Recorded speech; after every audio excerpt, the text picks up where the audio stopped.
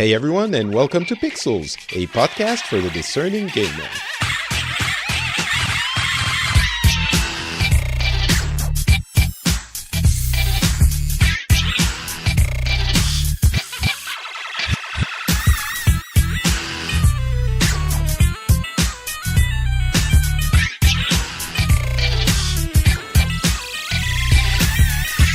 Hello everyone, and welcome back to Pixels for another year of video gaming goodness. My name is Patrick Beja, and in this show we cover the news from the video games industry, and we talk about what it means. We try to look ahead, especially in this beginning of the year, and look at the games that are coming, the big events that are happening, and maybe a couple of little tidbits as well that we found interesting.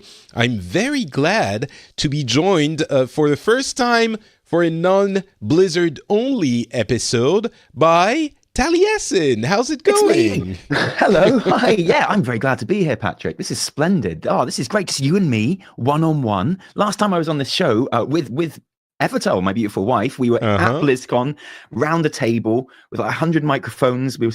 About 3 microphones, and we were all sharing them, 100 people, talking exciting Blizzard news. So this is, and this time I'm in my own house in a comfy chair. I kind of prefer it, I'll be honest. Oh, yes, it is less sweaty, less plaguey from the convention. Oh no, I'm very sweaty right now. No, don't worry. I wouldn't have let you down there. I did some sit-ups, I did some push-ups, I ran around the room, and I'm just a generally sweaty person anyway, so...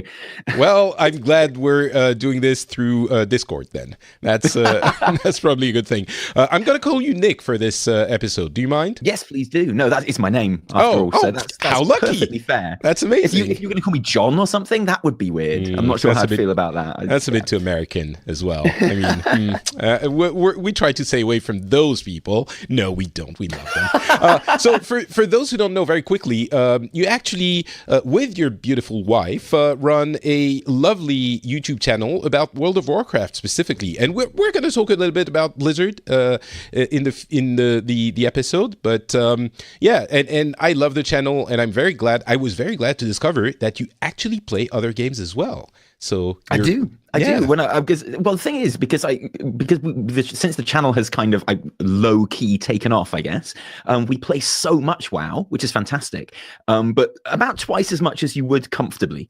So we play all the stuff for fun. I love how you're putting this. We can feel you're a writer. Very delicate.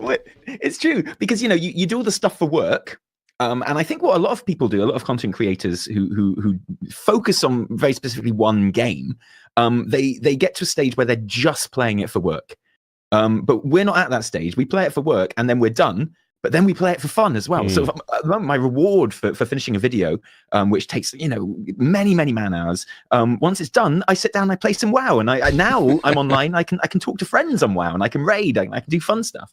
But even then, it gets a bit much sometimes, and you have to just unwind with some other games, and that really informs recently the kind of games that I've been playing as well. Excellent. Which I guess we'll talk about. Yeah, we're going to be talking mainly about the games that none of us have been playing because they haven't come out yet. So we're going to be going through the games that are coming out in 2019, those that have been announced at least. We're going to be talking a little bit more about Epic. And I know I talk about Epic a lot, but I try to look at the industry in this show, and I really think that the success of Fortnite is kind of almost eclipsing the things that Tim Sweeney, the CEO of Epic, is doing behind the scenes, or not so behind the scenes anymore, and what he's pushing the industry for.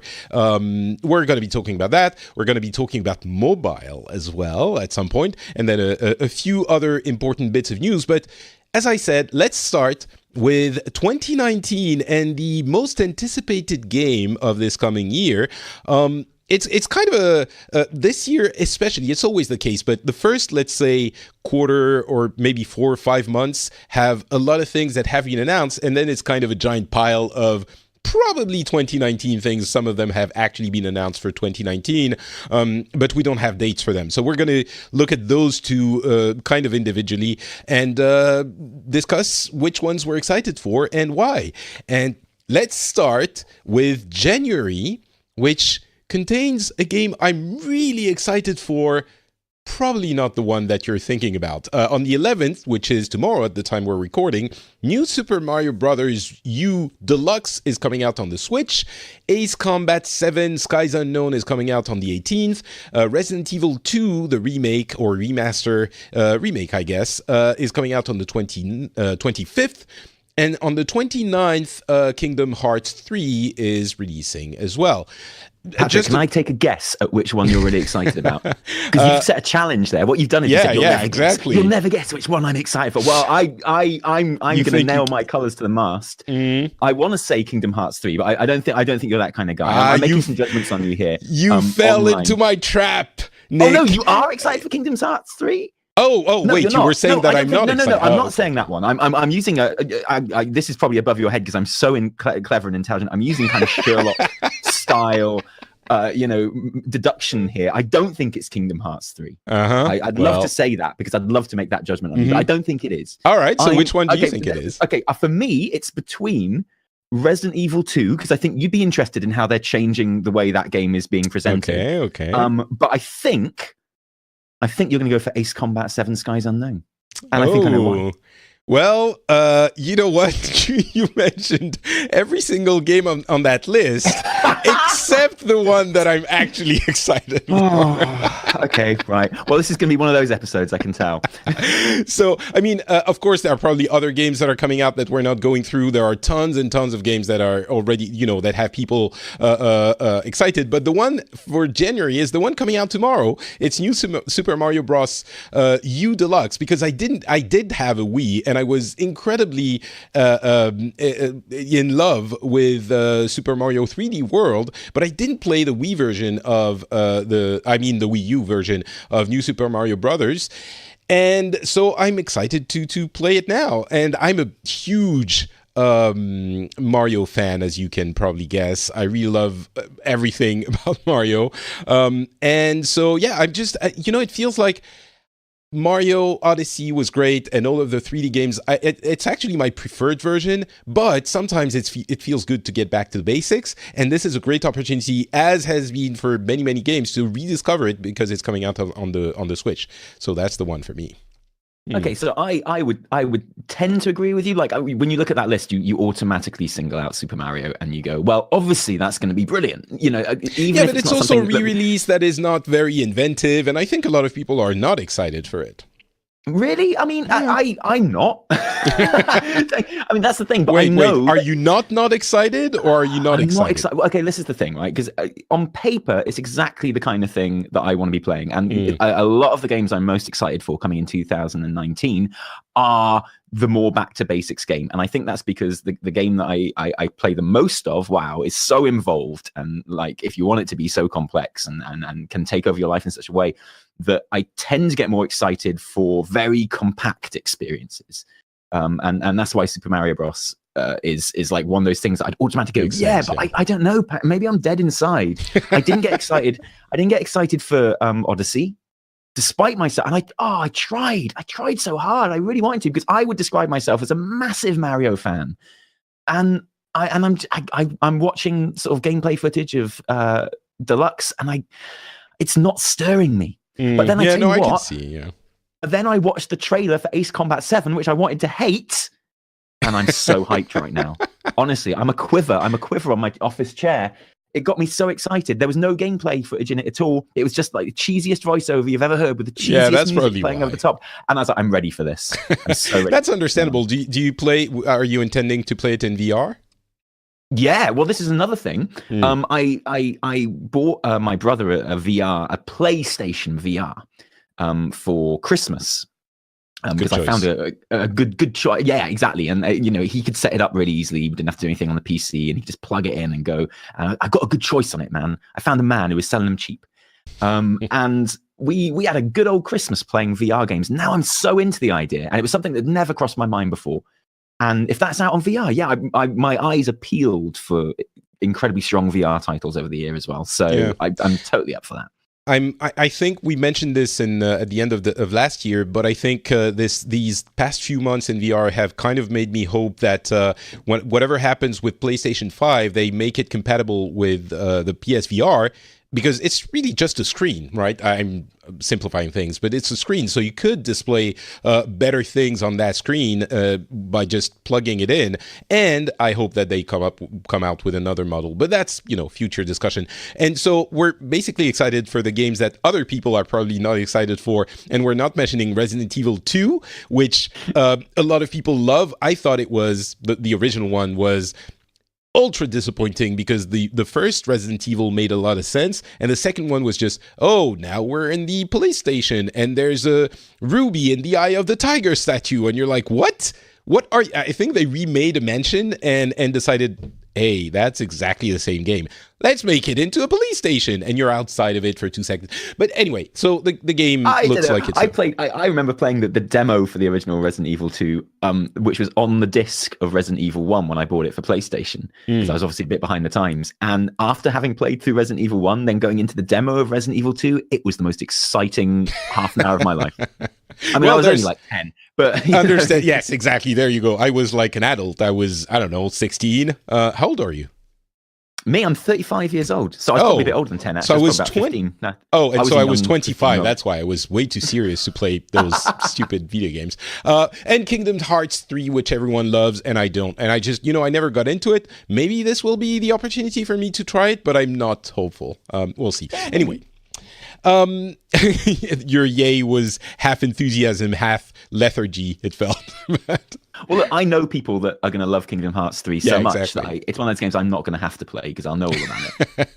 All right. Well, we spent a long time on January, and already, first month, already a ton of things that are getting people, and that's, the general trend for the past 2 or 3 years, which I've been repeating ad nauseum on this show. It's like every year is incredible, and it starts... that everyone has been saying, now there's no month when there's nothing. February, Crackdown 3 on the 15th, Jump Force and Far Cry New Dawn also on the 15th, and then the big gun Anthem coming out on the 22nd, with Metroid Metroid. Apologies, I just gave Nintendo fans a heart attack. Metro Exodus. So out of these, which one are you excited for? It has to be Crackdown 3 on that list. Really? Crackdown 2 was one of the greatest video game experiences of my entire life. It's one of the games that I credit with getting me back into video games in a really, really big way after university. Because I put all that stuff... Oh, Patrick, I was so serious when I went to study and I went away and I left childish things behind, Patrick. And I didn't play games... Like fun and joy.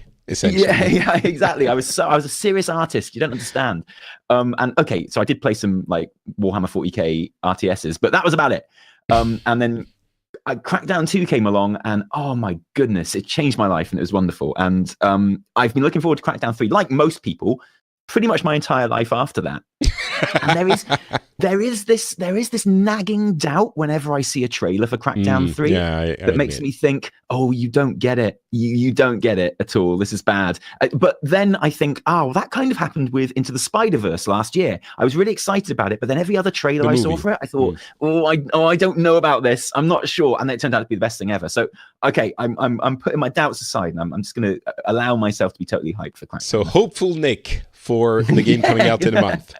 I think most people are possibly excited for it in the same way you are, probably because of their history with Crackdown 1 and not Crackdown 2, I mean. So you're a little bit of an outlier there, but yeah, certainly I couldn't help it. I just loved it.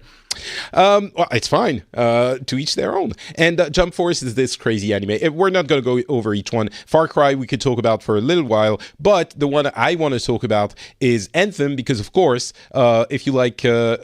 essentially, if you like Destiny or any looter collector game, it's the one that could be the next big thing in that area. And I'm super excited because it's essentially, the way I look at it, it's an Iron Man video game in space and in the future. And I want to play Iron Man. I got to play Spider-Man last year. I want to play Iron Man now. So that is something I'm really looking forward to. There's a question on whether or not BioWare is going to be able to provide an interesting single-player experience for that game. It looks very, very much Destiny-focused, although Destiny did manage to do something interesting single-player-wise in Forsaken, but we'll see. The game looks cool. It looks fun. I'm reserving my judgment, but it's the one I'm excited for. You don't think it looks like every other game in the world? Yes. I don't know. I mean, if you showed me screenshots of Anthem right now, I'm not sure I could tell you that was Anthem. I completely agree. It doesn't look very original. I mean, it looks like a mashup. Art-wise, it looks super generic. But it doesn't. That doesn't matter as much in these kinds of games. The important part is, first of all, the moment-to-moment gameplay and the gameplay loop of, what you do, why you do it, and why you keep doing the same thing over and over again. That's something I talked about at length when I was, whenever I talk about these kinds of games. People focus on either, the way it looks or the story, or in these kinds of games, none of that really matters. Of course, it's great dressing, but the really important thing is the way the developer manages to make you want to replay the same content over and over again. And that's why whenever people say, Overwatch should have a PvE mode, I strongly reject that premise, because it becomes, I would love for it to happen, but you do it twice, and unless there's something at the end of that tunnel, call it an instance, a dungeon, a whatever, which is loot that you want, then you're not going to be playing it several times. And so that an Overwatch PvE experience is a completely different game that requires you can't just add it as an add-on to Overwatch, or it's just a mission you do a couple of times, and they do that all the time. So that is what matters in these kinds of games, and that's a very I agree. But then you look at something like Overwatch. I guess my thinking always is that if someone has created sort of a visual style which is incredibly original and sort of inspiring, then I guess I'm more willing to believe that they've also created a game which is more kind of thoughtful and original. So that's probably something to do with that. But I like the kind of the supposed focus on more sort of tactical multiplayer squad play in Anthem. If that turns out to be a real thing that happens, I'm not sure, but yeah. So I mean, if actually the answer I should have given you is, I would like it if it looked cooler or more original or more different. Yes, I think it would have been even better. But I'm cautiously, not even cautiously optimistic about the game. It's probably the one that speaks the most to what I often like in games. So anyway. All right, I'm glad February. You're excited about it. That's made me more excited about it. I'm sold. I'm downloading it. You still have? Oh, yeah, you're downloading it when it comes out, not now. Yeah, you don't have a secret. Okay. There must be a pre-order. I'm assuming. I'll get it. Fine, okay, cool. Excellent. I've made money for BioWare, so I'm happy. March, we have Devil May Cry 5 on the 8th. On the 15th, we have Tom Clancy's The Division 2, which is another one of those games. Sekiro Shadows Die Twice on the 22nd, and Yoshi's Crafted World, which was just given a date on the 29th. Tell me, what do you like there? I tell you what I'm not excited for, again, unfortunately, is The Division. And I don't think I'd be alone with that. I think we're going to mention a little bit later how they are selling that game and what platforms they're making it available and things. And I think there's a real sense of just needing to draw a line under the first Division. I just don't trust them to. I just don't trust them to make it better and solve the problems that they're in the first place. Like they never showed me, because I wanted to love The Division so much, because on paper maybe that's I could why, totally get into that game. I could love it so much. And I just felt like they never at any point cared about it. They kind of put I think out, that's a bit unfair. And they left it. Oh no, it probably is. But I'm a harsh kind of guy. You feel the way you feel, but yeah, I'm unforgiving. And ruthless is the word that comes to my mind when I think of you. Indeed, yes. Everyone says so. Yeah. So I just don't trust it to be good. And for me, Washington isn't an interesting setting as New York. It doesn't kind of speak to me on the sort of a visceral level and make me excited just for where it is and how it's realized. So my eye is on The Division out of all those games, but I wouldn't say I'm excited about it. Okay. Well, it's kind of, the Division didn't grab me. There's something about the contemporary setting that makes it not work as well. Everyone always mentions, you're shooting a dude in the face 15 million times. If it's an alien or a robot, then you can believe it. But when it's a person, it feels dumb. So but of course, there were other issues with that game. But we'll see how it works out. The fact that it's coming out like 3 weeks after Anthem might be an issue. But anyway, so we'll see. And they're not pushing it as much as I would have thought they would. So I'm wondering if they don't have their reservations as well. But I mean, it's March. It's a couple of months ago. Yeah. If you like seeing sort of numbers popping out of people's heads, exactly. like at a really rapid rate.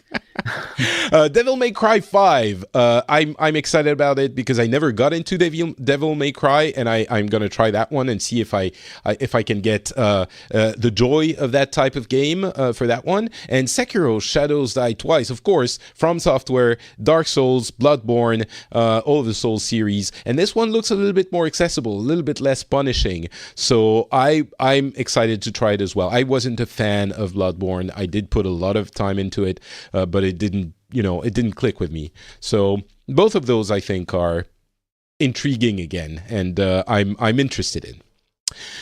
April, we have Mortal Kombat 11 on the 23rd, Days Gone on the 26th, and Dauntless and Super Meat Boy Forever in April, supposedly, but they don't have a date. Dauntless, for those who don't remember, is a more indie take on the Monster Hunter formula, and you take down monsters it's a more arcadey version of Monster Hunter, maybe. So you have to work together to take down giant monsters, and it's a very comic booky type aesthetic. So which one do you like there? Patrick, sign me up for the exclusive limited edition pre-order t-shirt model thing for whatever Super Meat Boy is selling. I'll take it. Oh, really? Okay. Yeah. I'll get a tattoo of it. I'll put it on my chest. I didn't figure you for a difficult platformer person.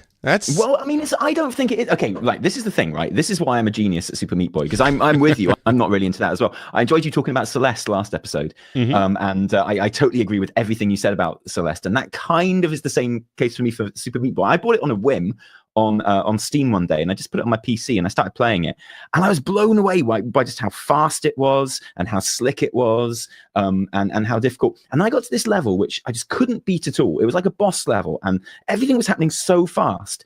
And I played it for about probably about 10 hours. This one level over and over again, thousands and thousands of tries. And I was like, I think this is actually physically impossible. And I hate to do this for a platform game, but I'm actually going to go online. I'm going to have a look at a guide and see what's happening.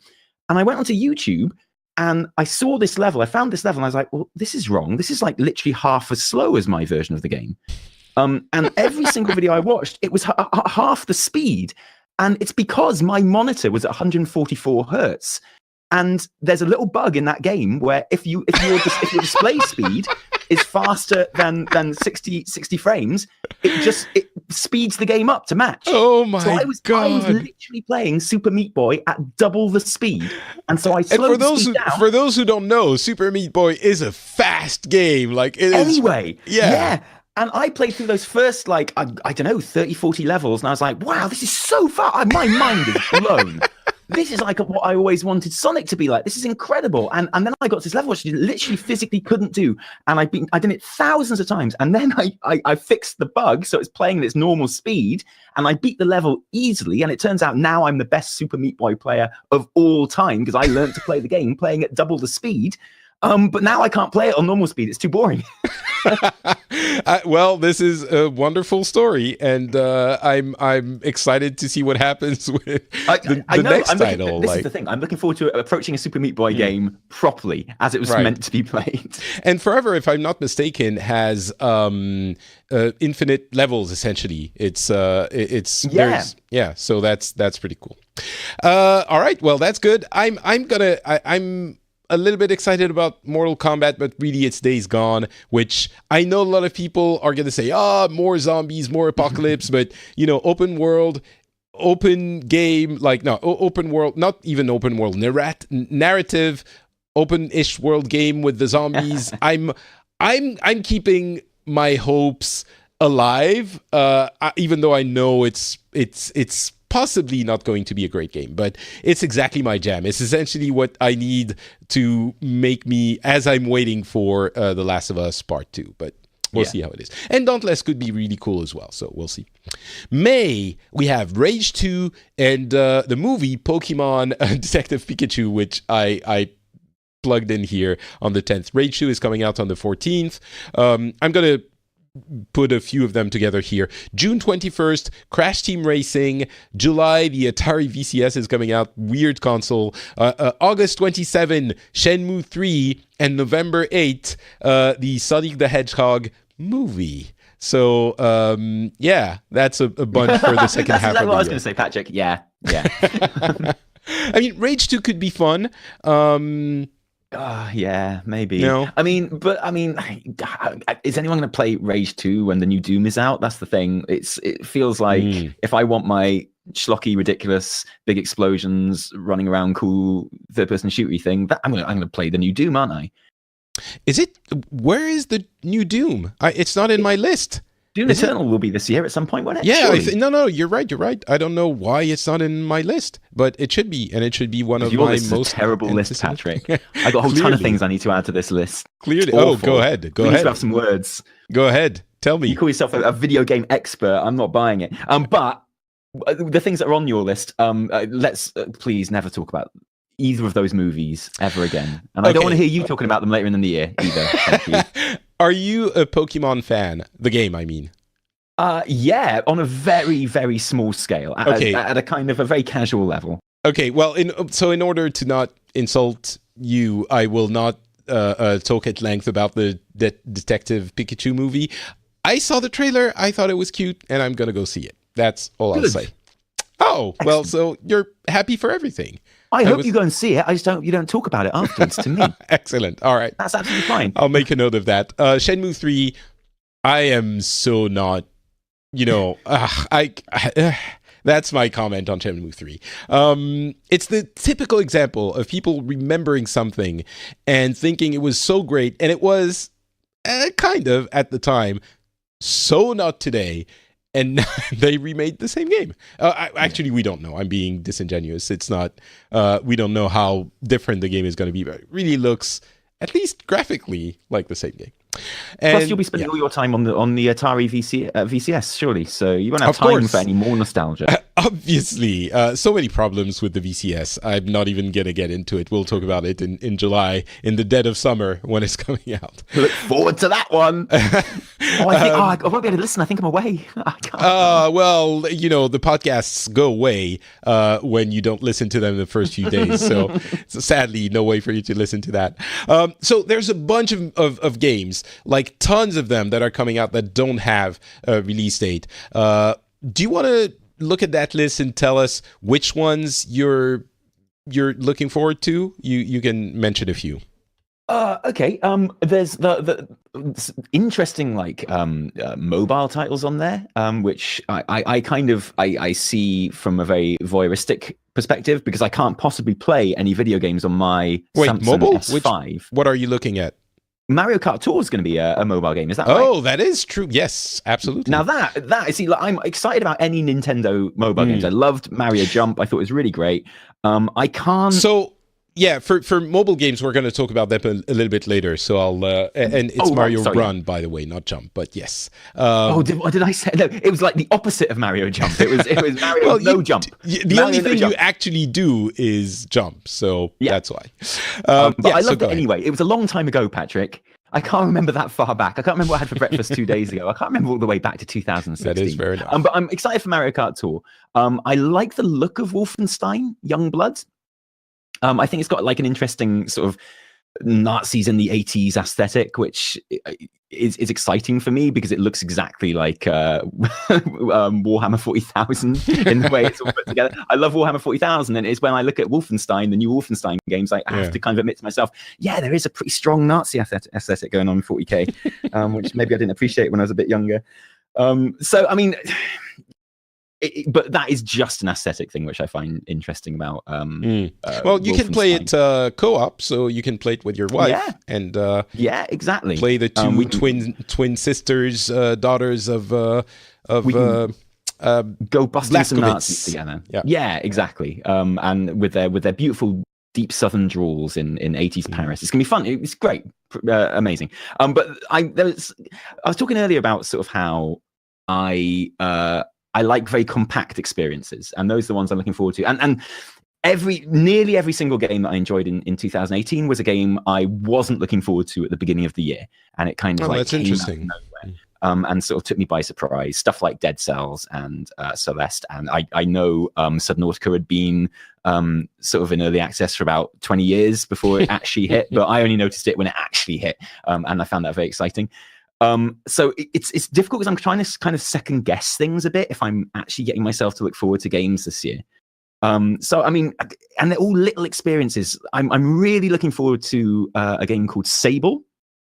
Oh, right, yes. Which looks absolutely fantastic. Again, because it's got this incredible, beautiful aesthetic, and it catches my eye, Patrick, and it makes me think, ooh, I wonder what traveling through that land is going to look like on my screen. I wonder how it's going to feel.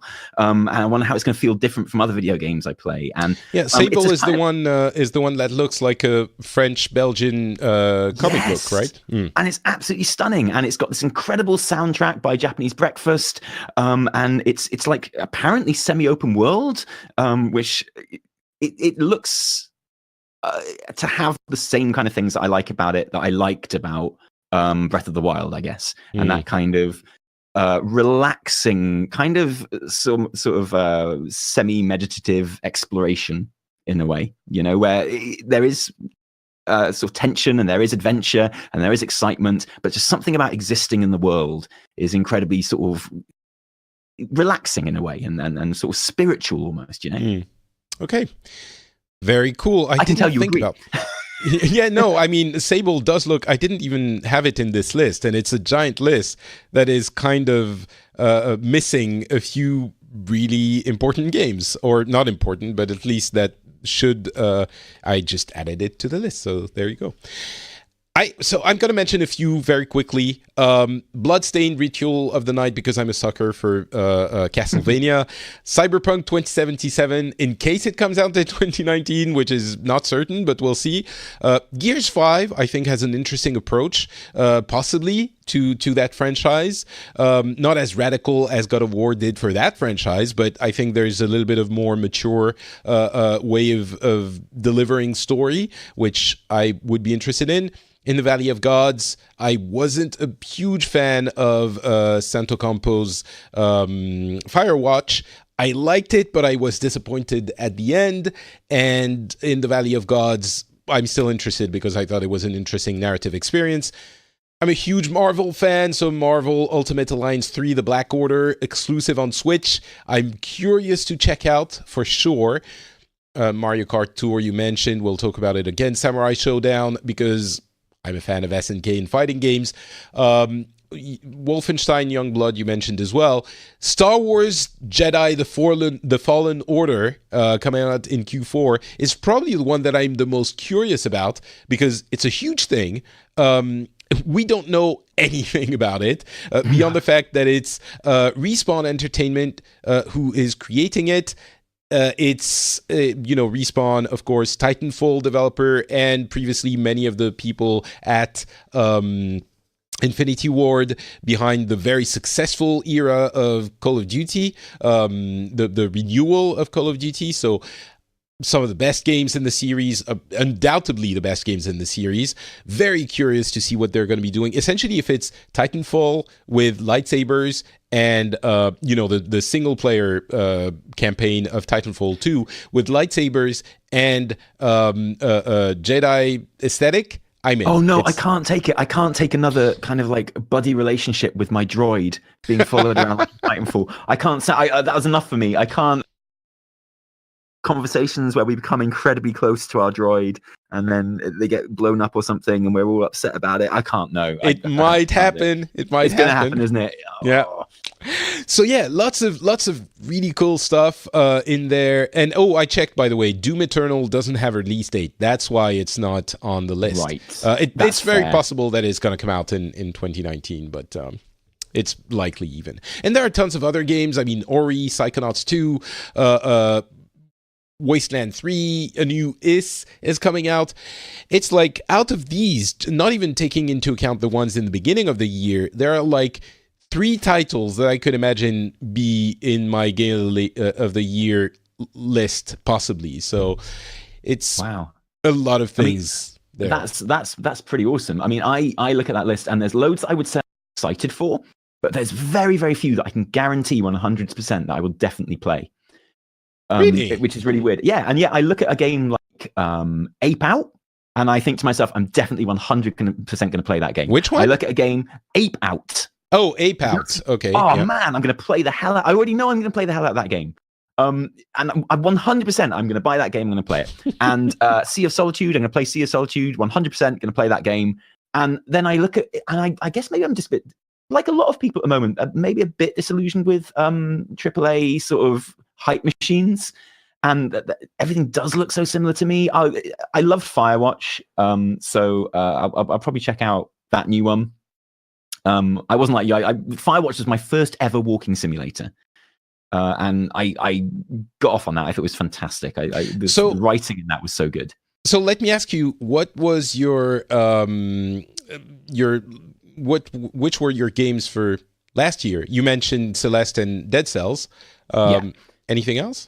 And the ones that took me by surprise, which it might surprise you to learn, also included Spider-Man and God of War. Well, there you go. See, that's what I was going to say. I looked at the list and I saw Spider-Man and God of War were on the list for 2018. I was like, no, there's never been a good Spider-Man since Spider-Man 2. It's clearly going to be horrible. And God of War just isn't up my street at all. Because, I played the other games. I thought I'm kind of done with God of War. I don't need that.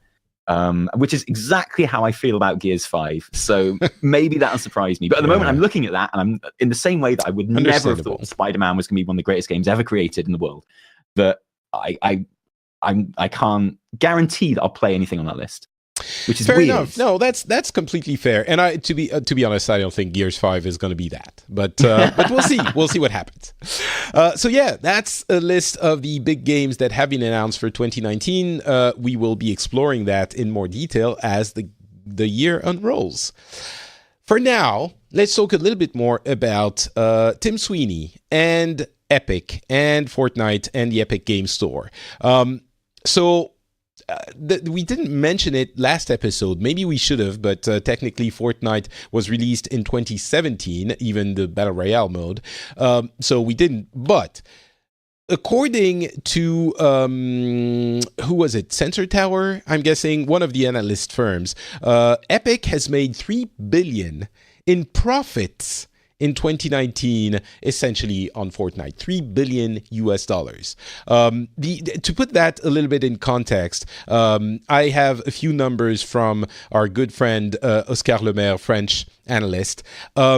Essentially, it is the 3 times what companies like Activision or Electronic Arts make in a year in profits.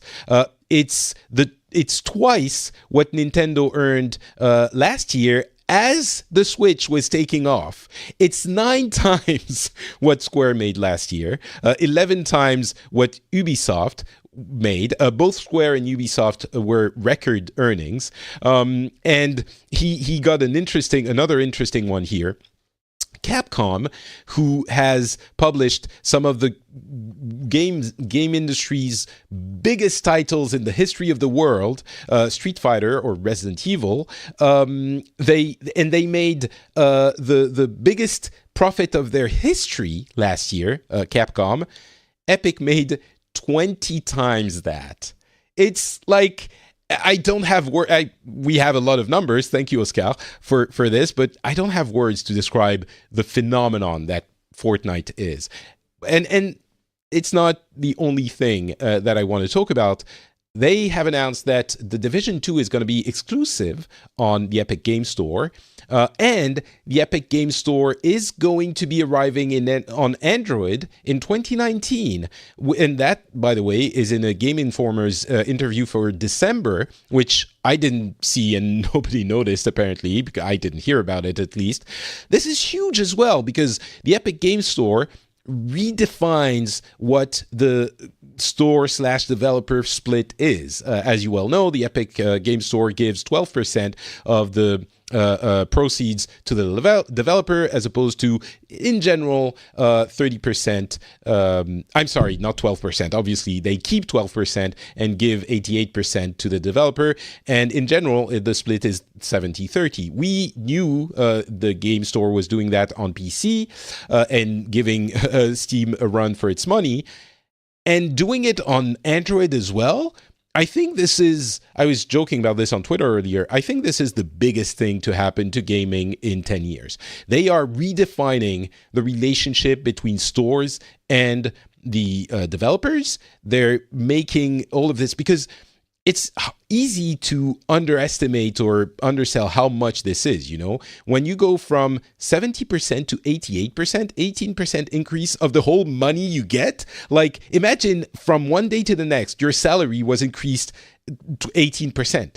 And it's even more if you're using the Unreal Engine, which might get into competitive issues in the future, but I think it is huge, and it's going to push everyone in that industry to take a hard look at how they are doing that split. I think in the future, single-handedly, Tim Sweeney, who's, by the way, more wealthy now than Gabe Newell, I think it's a big symbol, is pushing to redefine that relationship, which is not very visible, but I think it influences the game industry tremendously. And it's a big, not consumer-focused change, but industry change like we never thought would happen. And Fortnite being that successful is enabling Sweeney, who is very almost militant about these things, and we've seen it before, to single-handedly move the lines in that field. I think it's very impressive. I think that's the big takeaway from all of that is how the industry is going to be changed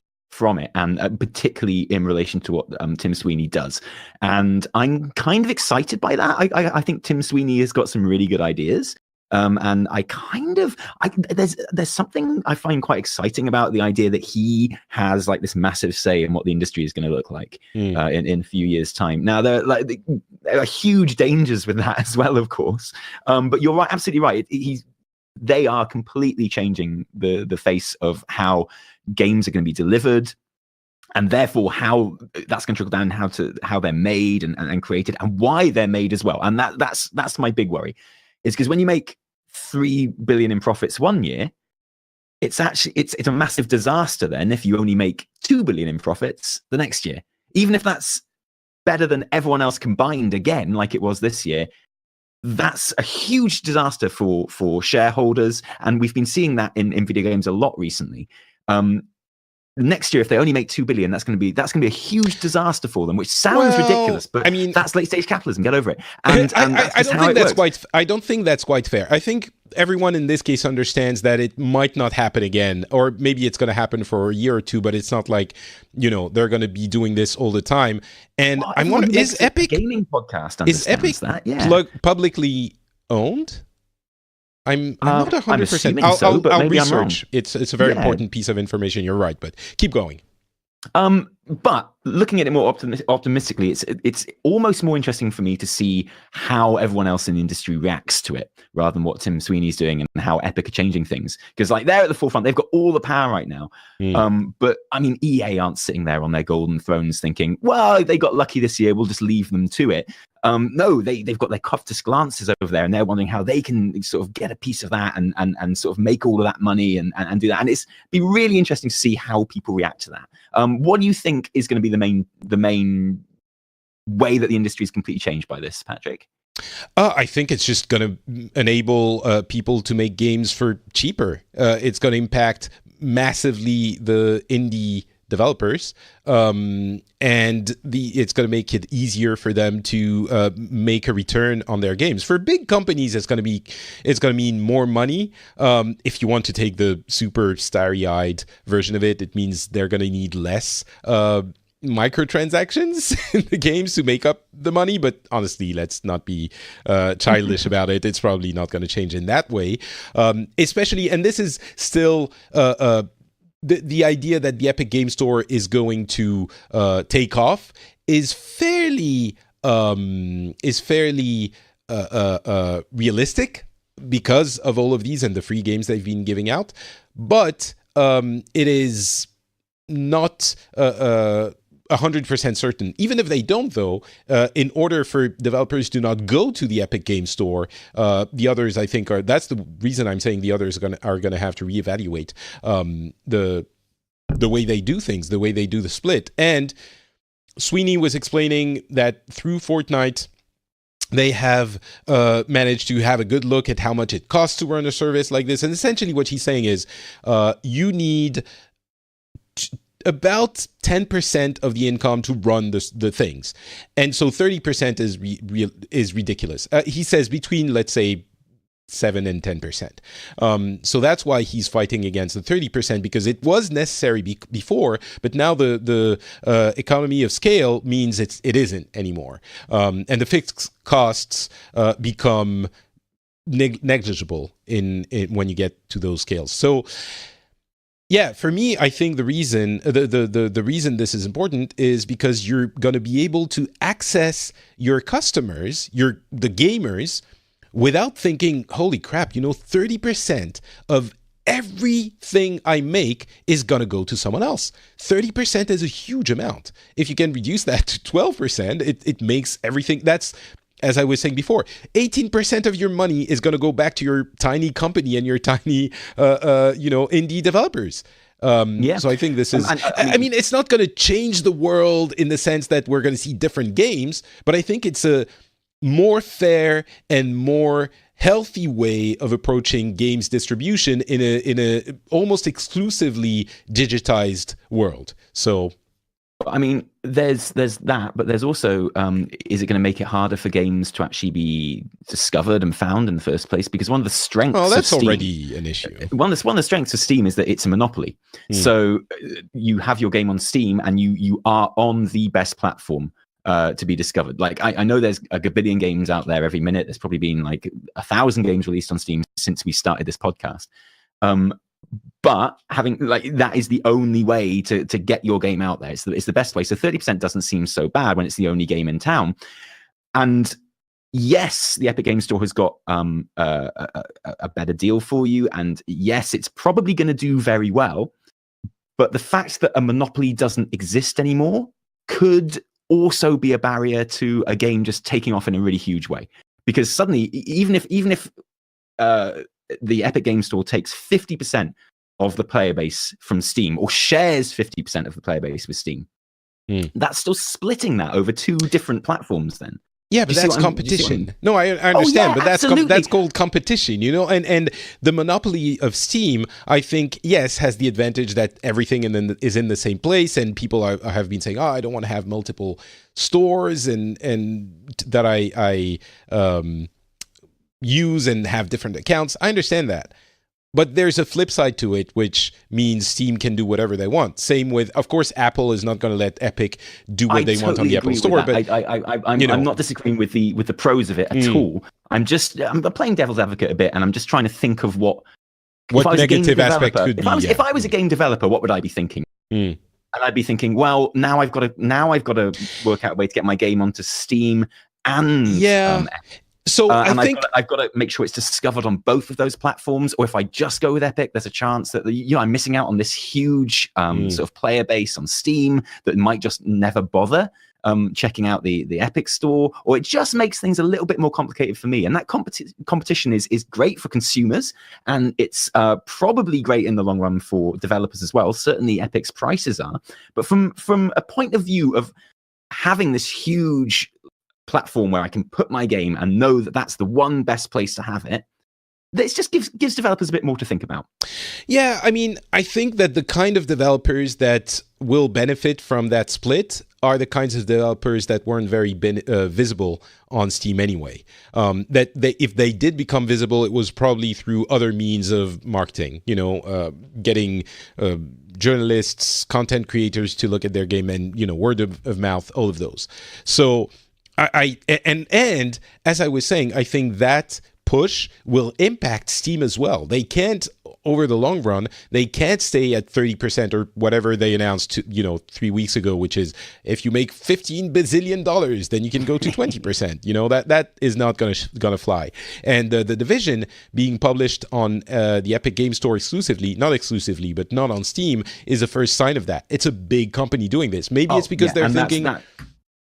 Maybe it's because they're thinking we don't have, as big hopes for the Division. Only the people who want it are going to go get it. So let's make as much money out of it as we can. But I think that's a trial balloon, and we're going to see that happen more and more. And so it's going to make the Epic Game Store be more visible than it is now, and almost as visible as Steam.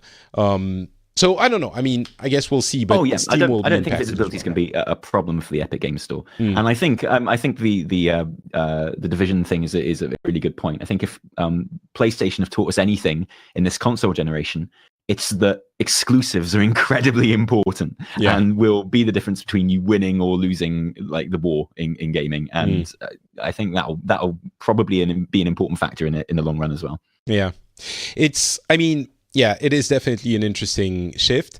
And by the way, I looked into it. Tencent owns 40% of the company, and Tim Sweeney is a super interesting dude, but he says essentially they don't have a lot of power in the company. That he would probably say that anyway.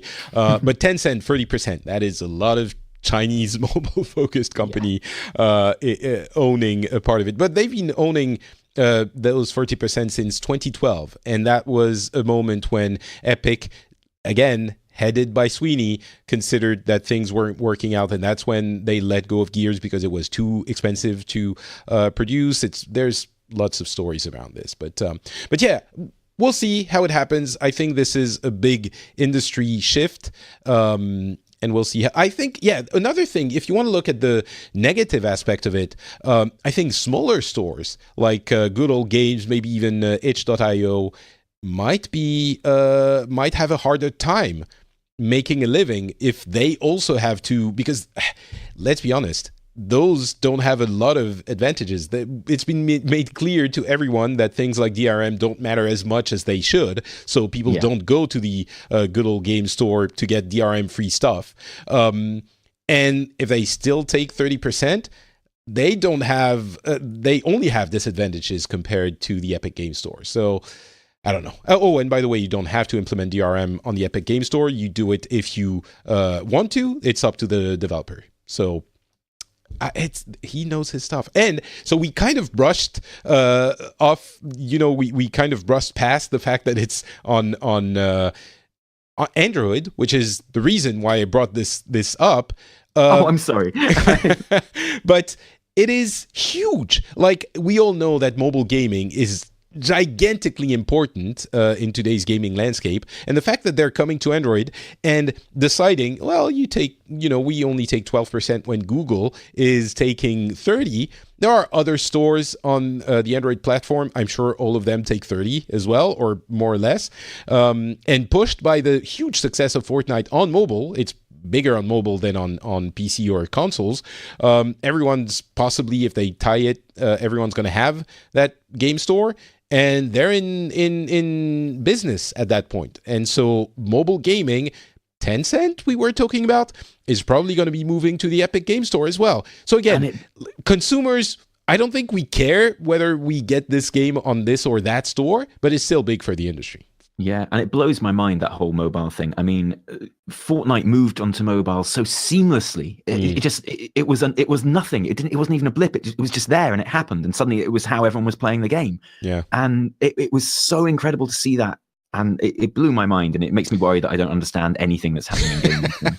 Well, who does, honestly? But that's, again, that's Sweeney. He was like, Mobile is where it's at. We're going to be doing it, and we're going to be making all of this cross-platform for everyone. And we're helping the work people he's doing for cross-platform is so important. Yeah, absolutely. And I think that's one of the reasons I really like him at the moment.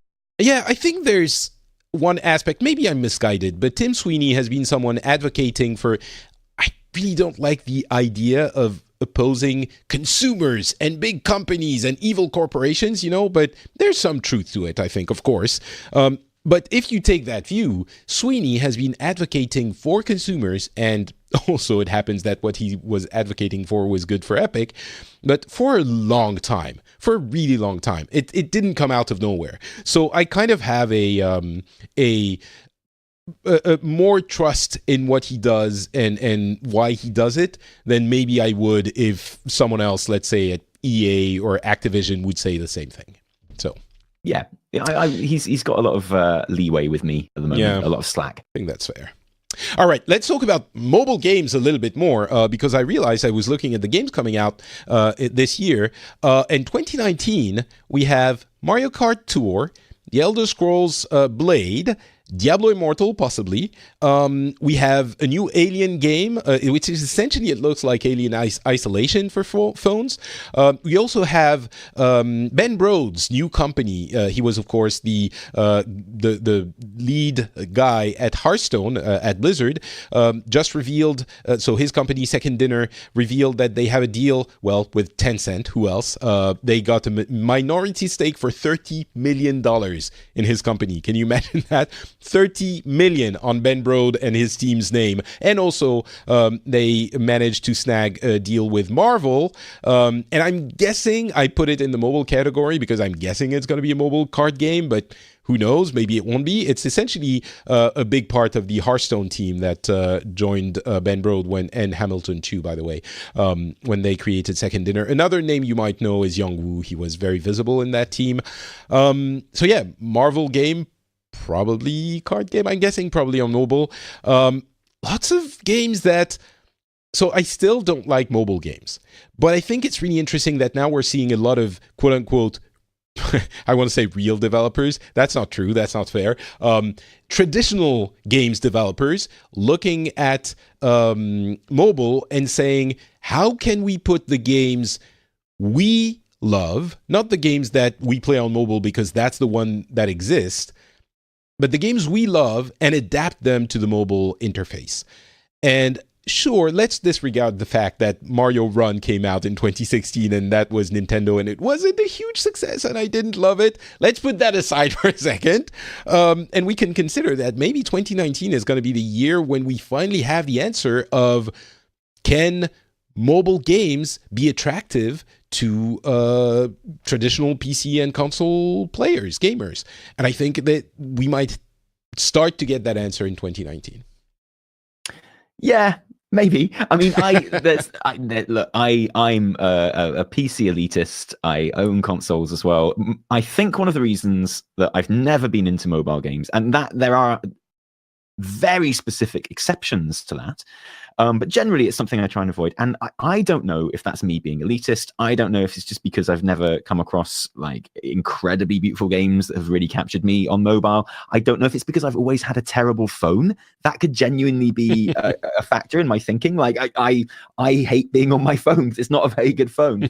So I don't. So what you're saying is when you're told, don't you guys have phones? It doesn't work for you. I was like, no, mate, I don't. I mean, I do, but it starts stuttering if I try and play Tetris or write a text, to be honest.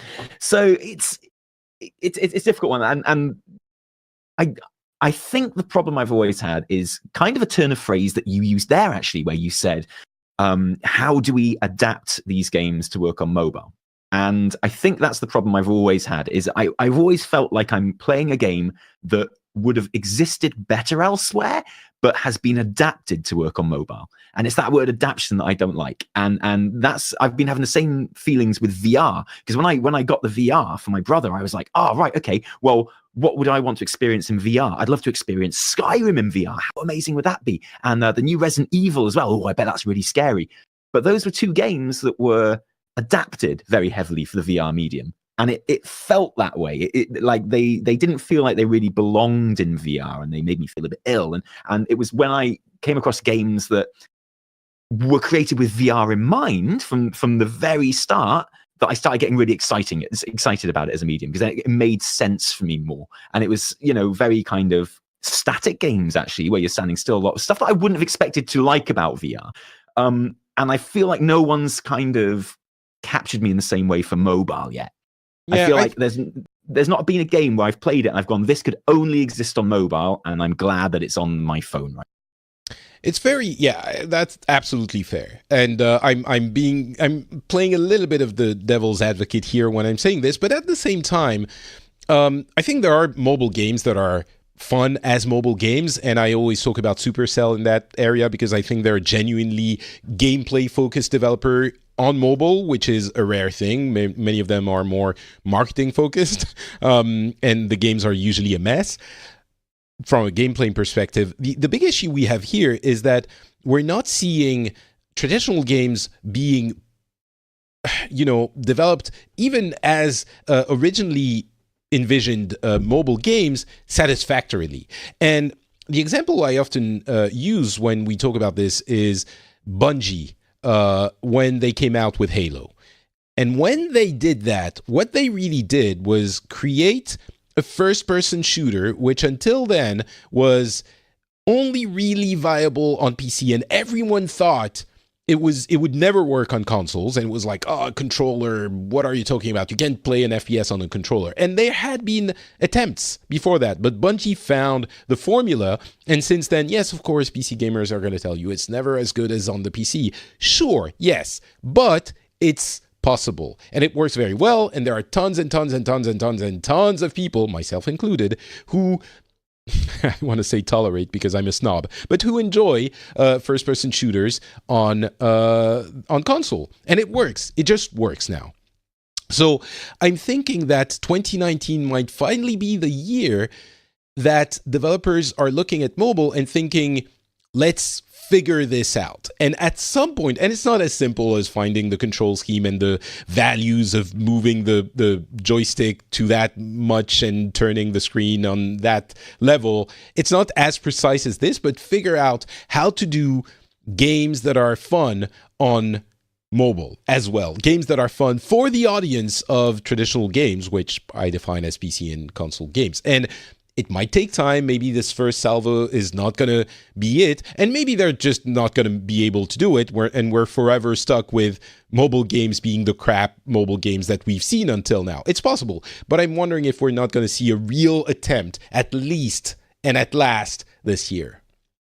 I agree. I want to pick up a mobile, and I'm sure these games exist because I'm not very involved in the mobile market. I want to play a mobile game that doesn't feel like a Diablo game. I want to play a mobile game that I pick up and delights me and surprises me by using the functions of my phone in a way that no other medium could. And maybe it's suddenly my camera turns on and I have to use it for something, like maybe it calls like a really expensive number and I have to stop it, otherwise I get a huge bill.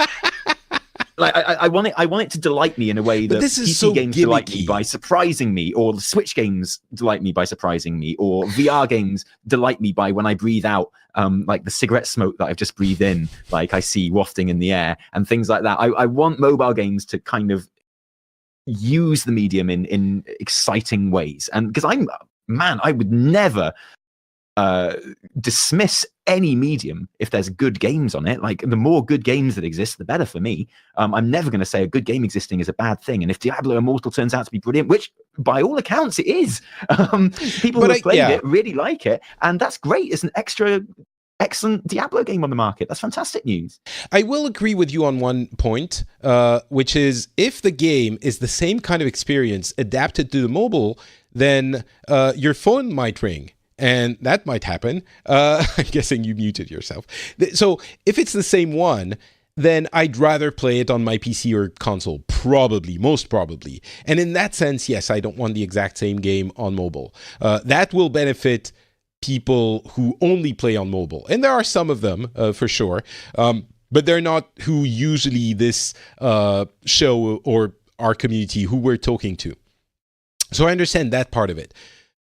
But I still think that I might have said the same thing about the Switch, though, and that's the thing. And I always have to kind of spot these. I would have said, well, what's the point of the Switch? What's the point in having all these ports onto the Switch? But there really is a point of the Switch. I think it's the same with PCs versus consoles. You might think, well, what's the point having it on a console if I can play it on a PC? It's just, I go to the den or I go to the office and I want to play sitting down on my PC. But there are some games that you prefer, very similar, sometimes the same games on your console, and you prefer playing them on the console. There are some for me. So I guess there's a big question mark in there, and maybe it's all gonna amount to nothing. But dismissing the dismissing the mobile platform just because it's unwieldy and we've never had any games that are worth it for 10 years and no developer has managed to create a game that is compelling and original, and the fact that it's always been riddled, there are a lot of reasons to dismiss mobile. I agree, but it doesn't mean it can't I've played happen, lots of original and interesting games on mobile, but none of them have been full gameplay experiences. They've all been, the ones I've loved most, like games like Bud and what have you. They've been very, very short, kind of almost demo type experiences. Yeah. Anyway, sorry, didn't mean to cut you off there. No, it wasn't my phone, by the way. It was my doorbell, but I've just ignored them. They can go away. I don't. Oh, but what if it's important? What if it's? No, I know exactly. It's a package, and it's not a very interesting package. So don't worry. It's okay. Fine. All right. So yeah. Anyway, I guess we'll see. We'll see what happens. I think what's interesting is that we're seeing those games from big developers now, and we'll have an answer these next 2 years if it works or not. Are you excited about the Ben Bro project? Yes, I love Ben Brode as like a human being. I think he is a wonderful person, or at least the persona he projects online. He's so optimistic and lively, and I, as I mentioned many times, I sank I think 2 years of my life in Hearthstone. Could not stop playing it for the year before it came out, as I was working for Blizzard, and the year after it came out, I was playing it all the time. I love Marvel. Like the anyway. So yes, love Marvel. You love Bro. That's 30 million well spent from exactly. From I think Tencent has made. I had no idea that investment. sum of money was involved, but I thought, in fairness, Ben Bro could probably sell me a banana for 30 million if I had it. Hey, you want to buy this? I'd be like, yes, Ben. How much do you want for it? 30 million. Excellent. Count me in. I will say, however, it's probably going to be a card game. I would be more excited if they were trying their hand at something else. I'm not sure they can get me back into the card game. But I've got a feeling you're not really the target audience, Patrick. Yeah, it's like mobile. Well, I mean, Marvel is very popular everywhere. I think it's not just going to be a Chinese targeted game. I don't know. We'll see. But yes, I'm excited. Should I talk about that Activision ruining Blizzard thread that I posted, Patrick, or not? That was a really long. Yes, of course, please do. But I don't know, because I feel we've gone on for a while, and okay, I'll just mention it very quickly. This is something that you put on Twitter, and you create. You're going to be very modern about this, Patrick. So I'm going to sell this for you. Thank you. Viewers, sit down, relax. Patrick, viewers. Oh, there we go. You're not viewing much. Listeners. Patrick wrote an incredibly insightful and interesting, thoughtful, grown-up and long Twitter thread on Twitter the other day, as is traditional, about his thoughts around the current controversy surrounding Activision Blizzard and as a whole, I guess, sort of big gaming publishers in general. This year, and I found it an incredibly interesting discussion and an incredibly interesting point of view. And yes, I would like you to share it right now with all of us. Please. Well, I'll correct you on one thing. It's not as a whole. It was specifically about the situation Blizzard and Activision are in and the way it's being interpreted. And I'll whittle it down to its main, because I'm looking at what we're hearing and what is sparking the controversies, and the idea that Activision is ruining Blizzard by forcing them to do evil corporate stuff that they didn't want to do when they were pure gamer-focused Blizzard, and the one key thing, I guess, you can go check out the thread if you want, but the one key thing I'll take out of it and mention here is that they are focusing on developers, on hiring more developers, and on letting developer teams, develop the games with the time and resources they need. They're cutting costs in other areas, but the key thing is people are. It's. I think. Did you coin the Schrodinger's Blizzard idea? I like to think I coined it. Yeah. Okay, so let's go with that. People see negative aspects in everything Blizzard does, even when they're contradictory. So they're unhappy if Blizzard does X, and they're unhappy if Blizzard does the opposite of X. So it's like you're unhappy no matter what happens, whether Blizzard exists or not, in the Schrodinger analogy. So here, what they're doing is...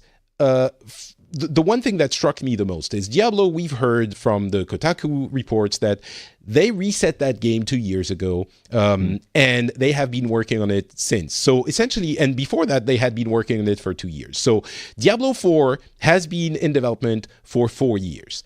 And in my experience, I think when an overlord corporation looks at this and wants to really be butting in and recouping their costs, they would be saying, listen, you have to put something out. And I don't even think that's as unreasonable a thing as you would think.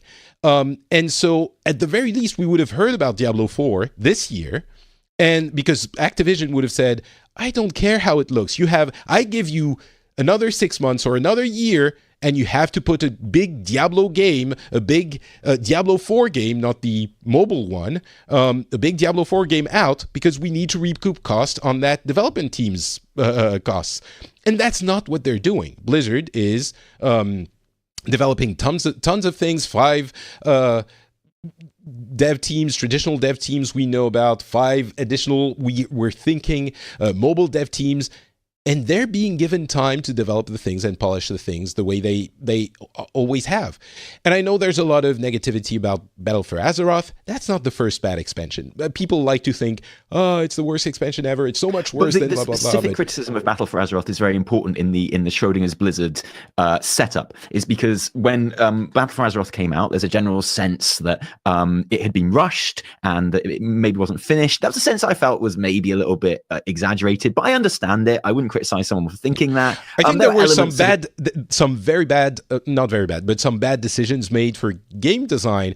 I don't think it was rushed. It was 2 years. No, I don't think so either. Yeah. But there was a general perception that it was, right, and that it was unfinished, and there was a lot of lamenting, certainly in the WoW community, and which trickled into the Blizzard community in general, of, this isn't the Blizzard we know. The Blizzard we know would have sat on it and gone, okay, look, I know we said we were releasing it now, but we're not going to release it until it's ready, because gameplay overall. So, it's not going to be rushed. We're putting the release date back a couple of months. It's going to come out in this perfect condition, like Blizzard games always do, apparently. This bringing this game out now when it's not finished is not the Blizzard I know. And then a month later, when there was no news on Diablo 4, and then when the Kotaku article came out saying, yeah, this game's been developing for ages, but they're just not ready to show us it yet. It's like, well, how selfish can you be? Come on, Blizzard. This is a disaster. They've had a game in development for 4 years and they're not ready to show us anything at all. That's the Schrodinger's Blizzard part. Right. Is that those two criticisms don't match up. And they contradict each other, and having one of those criticisms is makes sense, but having both of them smacks a little bit of being disingenuous to me and wanting to criticize for the sake of it. Which I think, when you get a bad expansion, which again has happened before, look at Cataclysm. People don't remember it very clearly now because time heals all wounds. And look at Warlords of Draenor. We're getting very World of Warcraft specific here, but even Mists was very, very, very criticized with the forest of daily quests that were ruining the game. And now Mists is remembered fondly, I think, by everyone. And we were saying at the time, I didn't have a big love for Cataclysm or for Warlords. Mists, at the time, I thought it was being misrepresented. Anyway, it's not the first time there's a bad expansion. And, okay, I'm not going to go into all of it, but the bottom line is, I really think what we're seeing and the rumors and all of this that we're seeing is Blizzard is taking the time, reducing cost because they don't have big games coming out. And I don't count WoW Classic or Warcraft 3 Reforged in that bucket. They don't have big games coming out for the next year or two. They are giving themselves a lot more time to develop Diablo 4.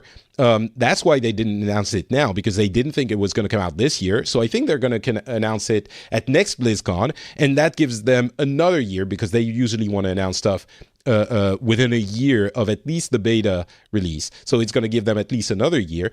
You don't give a company 2 extra years to develop a game if you're being the evil "we need money now" overlord. I don't think that's how it works. And they're not getting any games out in the next 12 to 18 months.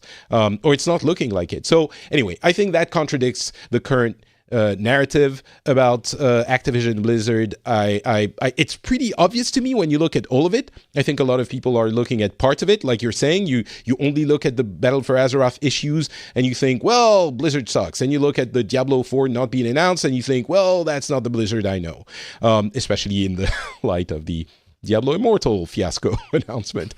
Well, and there's the optics thing about it as well. Yes, which that is like absolutely valid an issue. Yeah. Because they're having major issues. I mean, like you're quite right. Before it's ready, but I think even someone who knows nothing about marketing or communities or anything would know that it wouldn't have been hard just to put a Diablo 4 logo over some fire with a really cool music sting and like a voice going, "Oh, there are demons here," or something like that, and have that at the end of the Diablo Immortal like announcement, just to kind of take the edge off a little bit and leave everyone happy. It would have made the community a lot happier, which probably makes it valid. But at the same time, I'm not quite sure I want Blizzard to do what Bethesda has done with Elder Scrolls 6, which is show us a logo that means nothing for a game we know nothing about, and which will probably not be out for another 3 years. You know, I'm not sure it's the good answer. It's the easy. You were saying it wouldn't have been hard. You're right. It would have been very easy to do it, and it was a short-term good thing. But long-term, the next 3 years, if it's not coming out for 3 years, would have been dominated by that question. Whereas Diablo 4, I mean, to be fair, it's still You're absolutely right, and I think Blizzard clearly agreed with you. I wonder if they would agree with you now. That's the thing. I think looking at it now, it's like, maybe we should. I think there were other ways to do things differently about Diablo Immortal. I think it was definitely not done right. I am certain that there were voices inside the company saying, "Don't do it like this, please don't." Ultimately, it was a judgment call, the wrong one. I agree. But again, all of these communications and optics issues don't mean conflating those with the way Blizzard is being run on the game development side, especially in the light of everything we've heard. I mean, go look at the jobs page on Blizzard.com now. There's like 150 job offers, and most of them are for devs. You know, anyway, okay. Oh, I totally agree. And I totally agree. And like, for the sake of argument, someone might say, well, those dev positions, they're probably all for mobile titles. And that's fine too, if it means all the devs working on my favorite titles aren't getting moved to mobile titles because they don't need to, because we're hiring people for mobile. I don't know. And also, I don't know what it's all for, and I don't understand it. Yeah. So, I mean, there's a mindset that you kind of choose to take. I choose to believe that they're developing PC games, and I think there is a lot of reason to believe that they are developing still a lot of PC games. If only the reason that they like money and PC games make a lot of money, and there's no reason they can't get money from mobile and PC. So that's a good reason in and of itself. But let's say if we still don't have anything tangible in 2 years, then I might be, even though, I still don't know. Let's say next year they decide, you know what, this game is it's not good. We don't want to put this out, and we still don't get Diablo 4. Is it a bad thing?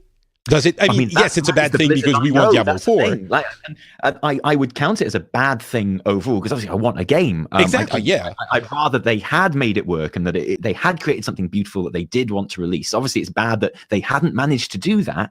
But to say, oh, Blizzard have changed and that's the Activision like influence, no, surely like working on a game for 4 years and then scrapping it because it wasn't good enough, that's ultimate Blizzard. Isn't that like peak Blizzard right there? That is the Blizzard I know. I don't like it. It annoys me. I'd rather they got it right and hadn't wasted all that money. But that's the anti-Activision part of Blizzard. Sure, I agree. I mean, let's all hope that we see Diablo 4 next year. That's this year. Holy crap, it's this year. All right, we'll see. So anyway, that was my take on it, and you can go read the thread if you want. Another little bit of Blizzard news: Soldier 76 is gay.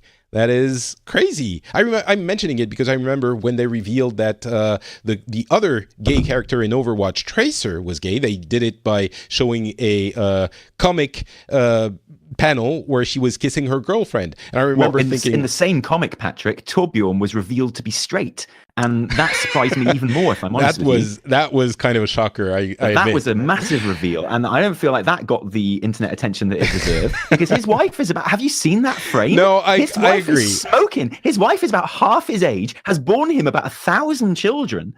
I mean, to be fair... That was the big reveal for me in that comic strip. To be fair, I would be surprised if Torbjorn could get a smoking hot male companion as well. So, I don't know. A man that good with his hands and with turrets, I think. Come on. Well, that might be what makes it work for his wife as well.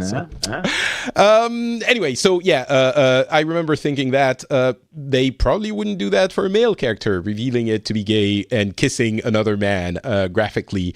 They didn't quite do that, but they revealed that Soldier 76, super emblematic character. It's probably the most visible one after Tracer in the game, is gay.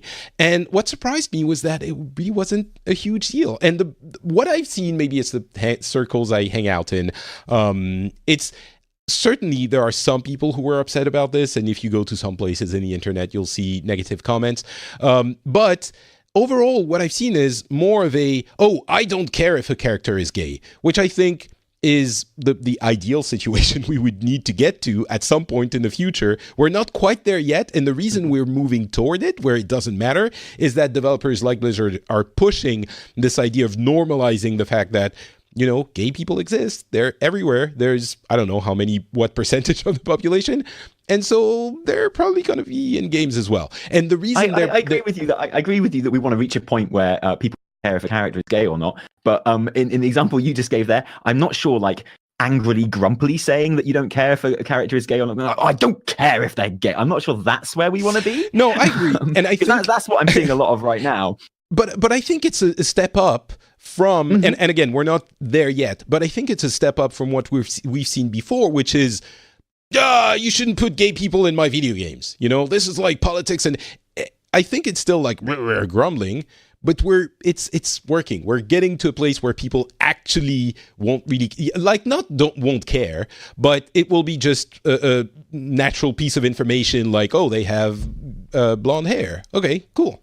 And it's funny because there were a couple of commentary from people who were saying, sort of giving more weight to your argument, saying, oh, but you know, if I was gay, it's a token gesture and I would be offended if I was gay. And I was like, you know what? I think if the people who are actually gay, the people who are actually gay do care. And they kind of think it's cool. So anyway, I think it was nice that it was done in a very low-key fashion as well. It was like in a short story that was quite kind of long. And but I think it's a step towards normalizing this, and it's good, and it's because companies like Blizzard are doing these kinds of things, and it's great, because unless you dislike gay people anyway, I'm not going to open that whole can of worms. And look,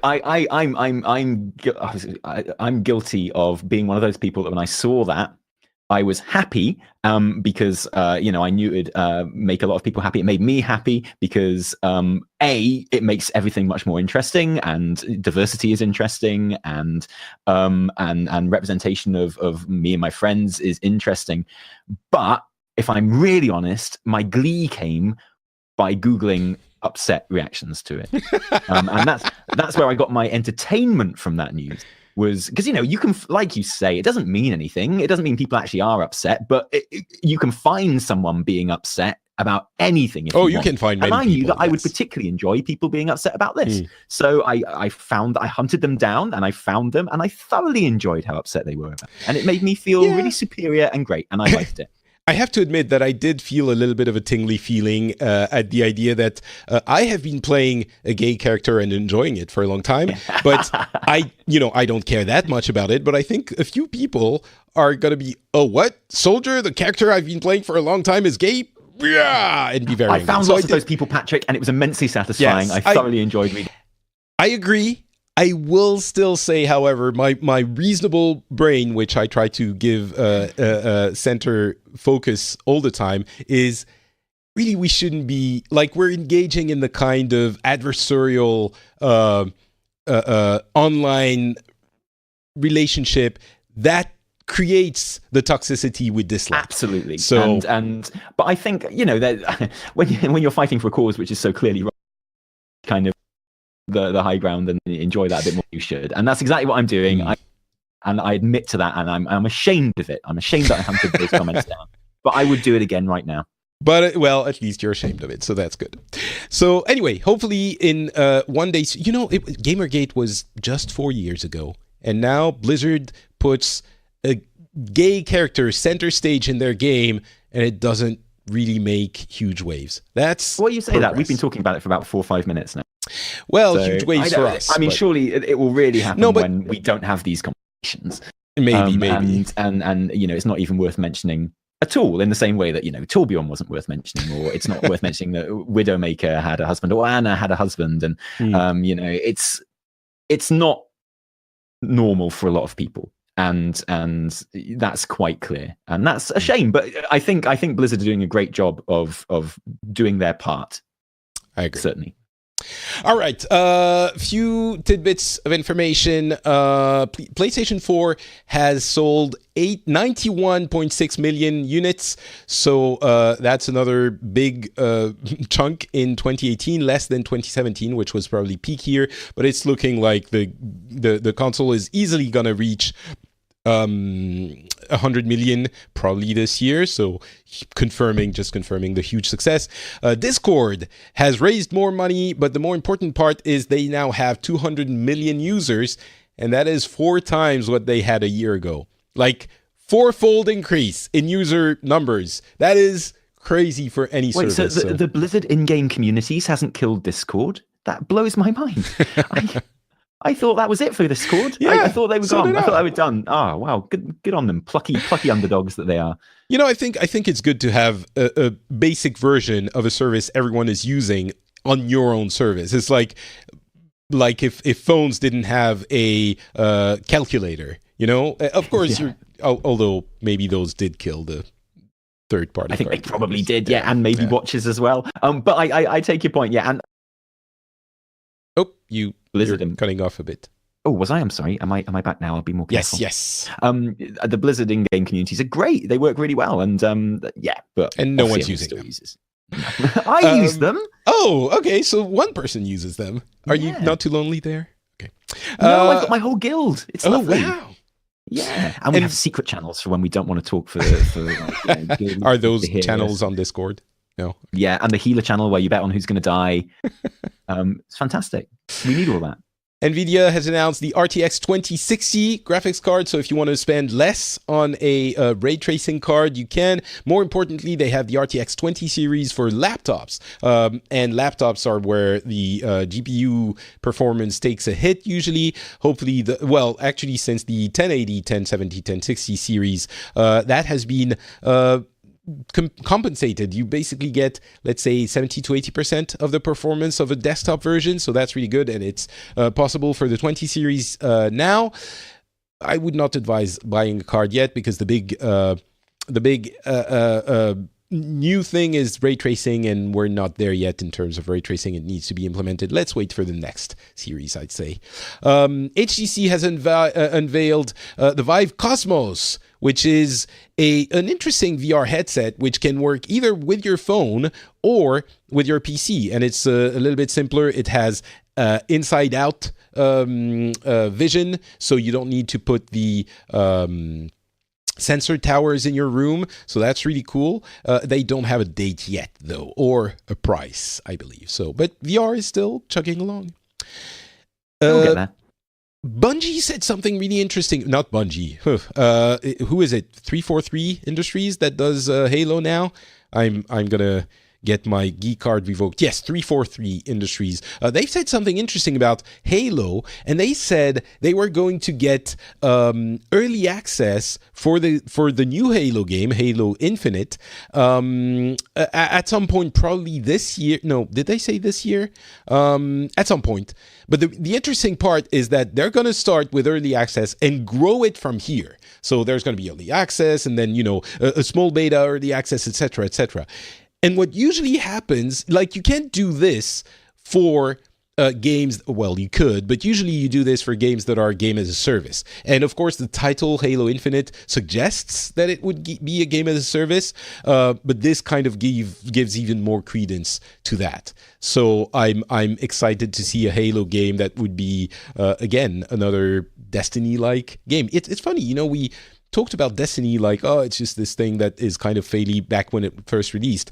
There are so many Destiny-like games now. They really hit on a formula that really works. Those Bungie dudes, they know what they're doing, even when they stumble a lot, like with Destiny. I want to see Halo take that even further. I want to start that game by punching down a tree and making a helmet out of it. That's how I want to start that game.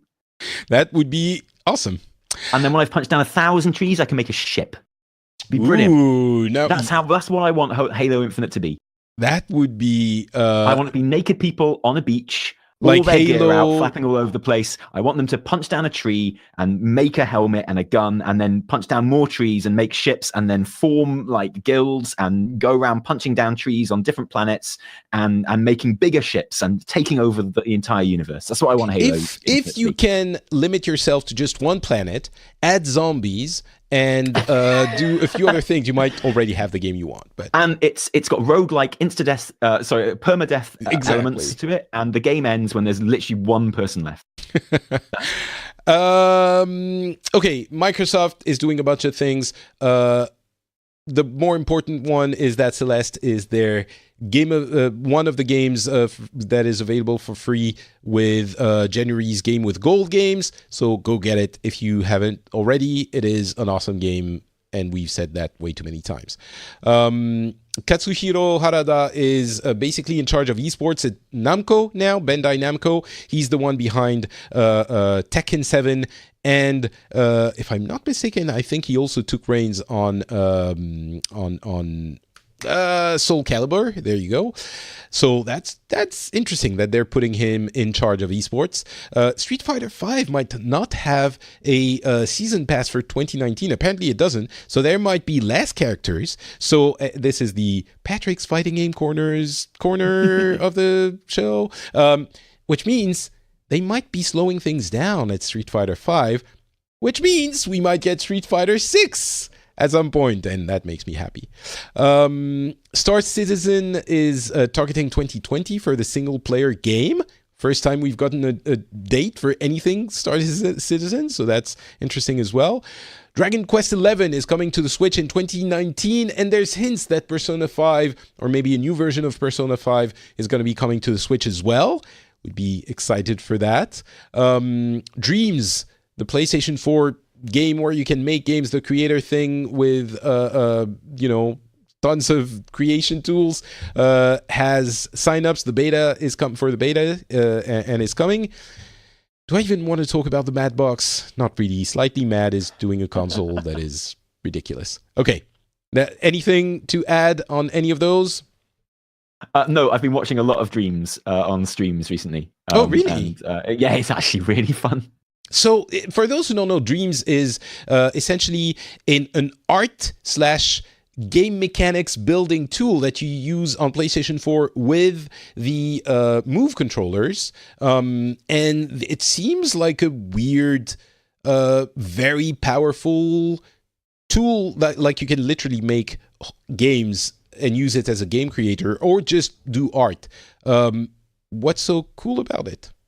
I think that duality of it being an artistic tool as well as a game making. When you have something like Little Big Planet or Mario Maker or stuff like that, the big question is always, what possibilities do I have for creating games within this tool? And how can I undermine those possibilities and surprise you with those possibilities as well? And that still exists in Dreams, and people are creating some absolutely amazing things, as you'd imagine, already, and the highest rated, last time I looked in on it, the highest rated sort of little games and things on there have about 30 upvotes and things like that. That's how small scale it all is at the moment. But alongside that, you have people creating their own little museums just of art that they've created using this tool. And it's, they're literally just things on plinths that you walk around and they're really nicely lit. And it's kind of just like almost a social media element to it, of just going into someone's little world and having a walk around. And, I don't know how long I'll be interested in it, but or even if I'll take part in it myself, but I just walking around those things and seeing them on stream. And it's been a lovely little diversion on my second screen. You're making me interested in checking it out. It looks like, at the very least, it looks like something original and something that keeps its promise, because its promise is exactly that. So, yeah. Go ahead. You were going to add something. I can see a day when, if I get ready, a whole room full of Jaina Proudmores in various sort of states of relaxation, and like, here's Jaina Proudmore drinking some tea, here is Jaina Proudmore doing her taxes, here's Jaina Proudmore cutting down a tree, and just people can walk through that and enjoy all my Jaina Proudmores, and that will make me immensely proud. I think that would be very enjoyable. Well, until then, maybe they need to go somewhere else to enjoy Jaina Proudmore, and I'm not talking about Bellular's his thumbnails photos, in general. the thumbnails. There you go. I lost the word. Thumbnails. Where could they go if they want Warcraft and analysis and hilarious writing and comedy? Oh, well, I'll tell you where I would go, Patrick. I'd mosey on down to YouTube, and I would type in Taliessin and Evitel do games, and I would enjoy all of the ridiculousness therein of me and my wife making stupid YouTube videos and bringing everyone up to date with the latest World of Warcraft news just a couple of days or weeks after it's happened, and generally having a gay old time. Be fantastic. I would really recommend people who have a passing familiarity with WoW, even if it has passed, to go and check it out, because I joked about the humor in it, but really that's what keeps me coming back. Because let's be honest, the game itself, I hadn't been playing a huge amount recently, but it's always the intros especially are incredibly well written, which, by the way, I learned is kind of your job to write stuff. So it shows. You're very talented. Well, we did the channel full time now, so the Taliessin and Evitel stuff is literally my job. But yeah, I before that I was a writer in various forms, so yeah. Well, yeah, so go check it out. I will have the link to the Twitter account in the show notes, as I always do, so you can find the channel from there, because your names are impossible to spell correctly if you only hear them, although I guess they are pretty much if you're spelled. familiar with Welsh folk hero and oh, really? Mythic tales. Yeah, Taliessin was a famous bard. He was born in a cauldron. It means shiny forehead or something. And he was Wales's great magician. Just after Merlin. He was a big old druid type guy. Very cool. What about Evitel?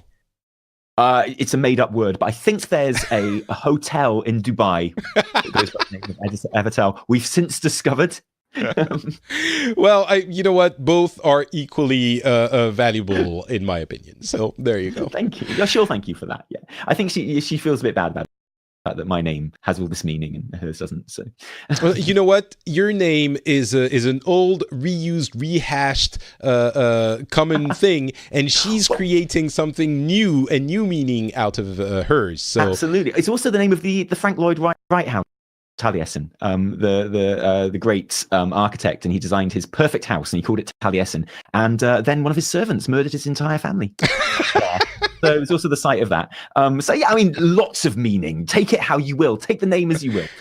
All right. So as I said, the link to the Twitter account will be in the show notes. For me, it's not Patrick on Twitter, Facebook, and Instagram. And you can find this show at FrenchSpin.com. If you want to leave us a review on iTunes, for example, you could be like Ian from Queens, who said, if I could rate this anything higher than 5 stars, I would. He says, Patrick, the host, that's me, is everything you could ever want in a podcaster. Professional, entertaining, and knowledgeable. Oh my God. Not only is he extremely experienced and well-read, am I? But his taste in guests is also impeccable. I think you would agree, Nick. Definitely. The way that he discusses industry news and gaming content is so pleasant to listen to, and I have never once finished an episode without wishing that it were longer. Maybe this one will be the exception. Give this guy a listen. Thank you so much, Ian, for this lovely comment. If you want to help us essentially promote the show, you can go to your podcast catalog of choice and leave us a review or a few stars, or just talk to your friends about the show. Tell them, you know what, you like games, you might like this podcast, so check it out. Or even maybe, take their phone and subscribe them to the show sneakily. Maybe you can do that. Either way, we will be back in about 2 weeks. We were a little bit late for this one, with tons of other news, and I'm hoping I'll be talking about New Super Mario Brothers U Deluxe. Probably not Ace Combat 7, though. We'll have to wait for Taliessin to come back for that one. Thanks for listening, and we will be back very soon. Bye.